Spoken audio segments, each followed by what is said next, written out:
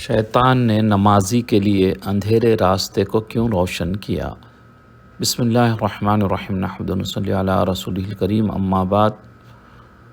مولانا رومی کی حکایت۔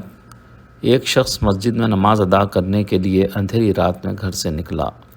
اندھیرے کی وجہ سے ٹھوکر لگی اور وہ منہ کے بل کیچڑ میں گر گیا۔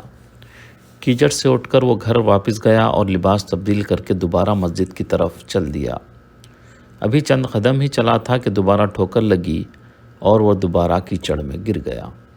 کیچڑ سے اٹھ کر وہ ایک بار پھر گھر واپس گیا اور لباس تبدیل کر کے مسجد جانے کے لیے دوبارہ گھر سے نکل آیا۔ گھر کے دروازے پر اسے ایک شخص ملا جو اپنے ہاتھ میں ایک روشن چراغ تھامے ہوئے تھا۔ چراغ والا شخص چپ چاپ نمازی کے آگے آگے مسجد کی طرف چل دیا۔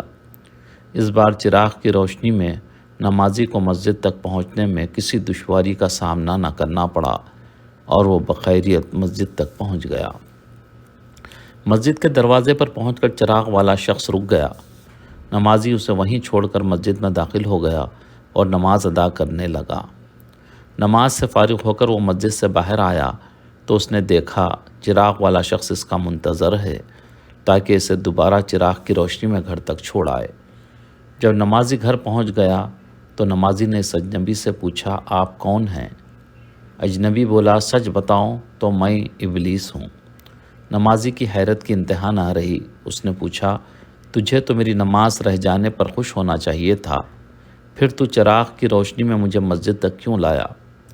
ابلیس نے جواب دیا، جب تجھے پہلی ٹھوکر لگی تو اللہ نے تیرے عمر بھر کے گناہ معاف فرما دیے، جب دوسری ٹھوکر لگی تو تیرے سارے خاندان کو بخش دیا۔